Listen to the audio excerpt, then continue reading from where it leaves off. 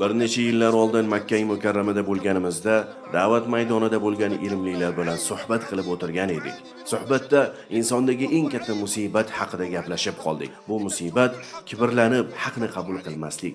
Haqni aytib turasiz, u bo'lsa kibr qilib haqqa qarshi chiqadi. Nafsiga ergashib Alloh va Rasulini gapini qabul qilishdan bosh tortadi. Masjidul Haromda ishlagan bir birodar o'zi guvoh bo'lgan hodisani aytib berdi. Meni Ka'ba tavof qilinadigan o'rinlarga tayinlashgan edi. Ya'ni tavof qilayotganlarni tartibga solib, namoz vaqtlarida erkaklar bilan ayollarni aralashib ketmasligini ta'minlab turishimiz kerak. Bilasizlar, ba'zida tavofda odam ko'payib ketadi. Shunday vaqtlarda odamlarni tartibga solib, imkon qadar shariatga muxolif ishlardan qaytarib turar edim. Ba'zi ayollar hijobiga yoki boshqa shariat buyruqlariga e'tiborsizlik qilayotgan bo'lsa, imkon qadar eslatib, namoz vaqtida erkaklardan alohida turishlarga yo'llardim.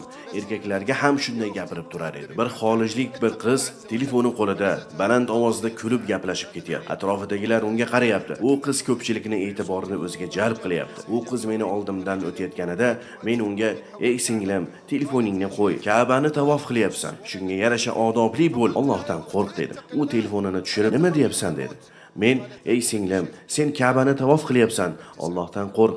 Ovozingni ko'tarib kulyapsan. Odamlarning e'tiborini o'zingga qaratyapsan. Hijobing ham shariatga muvofiq emas" dedim. U qiz bo'lsa: "Ey shayx, men bilan nima ishing bor? Meni o'z holimga qo'y" dedi. Men unga: "Allohdan taqvo qilmaysanmi? O'limdan qo'rqmaysanmi?" dedim. U gapimga nazar pisand qilmay: "Kerak bo'lsa malakul maut, ya'ni o'lim farishtasi 9-eshik oldida jonimni olsin" dedi. Bu gapni eshitib badanim titrab ketdi. Hech narsa demay, uni oldidan ketdim. Borib o'zimni ishimni qilishni davom etdim. Keyin Safo Marva tarafga o'tib, u yerda ham ozgina bo'ldim. Shunda birga ishlaydigan birodar bilan ko'rishib qoldim. U menga: "Ishing qachon tugaydi?" dedi. "Xuftondan keyin" dedim. U: "Bo'lmasa xuftondan keyin falonchini oldiga boraylik" dedi. Ya'ni u ham haramda ishlaydi. Uning ishlaydigan joyi haramning ichidagi da'vat bo'limlarining biri. Xuftonni o'qib o'sha tomonga ketdik. Tasodifan 9-eshik tomonidan yurib qoldik. Qarasak, 9-eshikning oldida odam to'planib ketgan. Nima bo'ldi ekan deb yaqin borgan edik. Haligi qiz eshikning oldida o'lib yotibdi. Subhanalloh dedim. Inson qanchalik zaif, inson juda zaif.